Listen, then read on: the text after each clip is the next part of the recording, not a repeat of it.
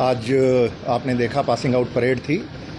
704 महिला पुलिसकर्मी, हमारे प्रोबेशनर डीएसपीज और सब इंस्पेक्टर्स आज उन्होंने पास आउट किया और डीजी एनआईए इस समारोह पर मुख्य अतिथि के रूप में आए। तो इसके साथ ही हमारे करीब 4,500 नए जवान उन्होंने पिछले 1.5 महीने में हरियाणा पुलिस में अपनी ट्रेनिंग पूरी करके उन्होंने रेगुलर सर्विस को ज्वाइन किया है। इससे हमें बल मिलेगा और आने वाले चुनावों में हमारी जो स्ट्रेंथ है वो इतनी बढ़ कर के हम बेहतर काम कर पाएंगे। साइबर क्राइम को लेकर नई कुछ तकनीक? साइबर क्राइम में जो पिछले साल सितंबर महीने तक हम 25वें स्थान पर थे पैसे ब्लॉक करने में, और उस पर काफ़ी बड़ी हमने एक योजना बनाई, उसके तहत काम किया और दिसंबर में बढ़ के दर 18% हुई, फरवरी में 27% और जुलाई महीने में 36% पर हम आए। यानी 36% जो ठगा गया पैसा था उसको ब्लॉक कराने में हम कामयाब रहे।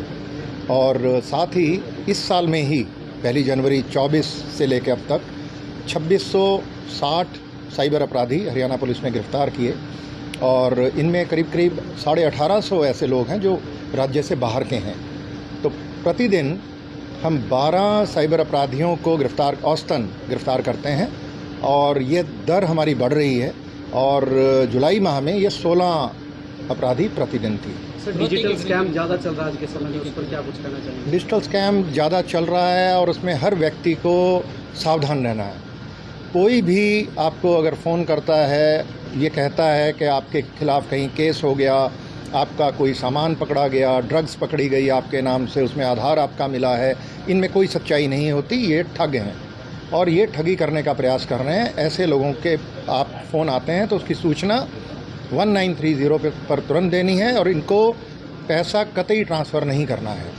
इसी तरीके से अगर कोई ये कहता है कि आपका पैसा डबल कर देंगे, ट्रिपल कर देंगे चंद ही दिनों में, और लालच देने के लिए कुछ प्रॉफिट दे भी देता है, ऐसे लोगों के झांसे में नहीं आना है। तो इन्वेस्टमेंट के फ्रॉड हो रहे हैं या डर दिखा करके अरेस्ट का, क्रिमिनल केस का या कोई और इस प्रकार का डर भय दिखा करके पैसे लेने की कवायद जो लोग करते हैं, ये साइबर ठग हैं, इनसे सावधान। विधानसभा चुनाव को लेकर हरियाणा पुलिस की क्या तैयारी है सर? हमारी जो अक्टूबर में हमारे चुनाव हैं और इसके लिए तैयारियां हमने कर ली हैं। इलेक्शन कमीशन ऑफ इंडिया के साथ मीटिंग्स हो गई हैं और गृह मंत्रालय ने हमें 70 कंपनियां भेज दी हैं हरियाणा में जो आ चुकी हैं और अपना काम कर रही हैं वो।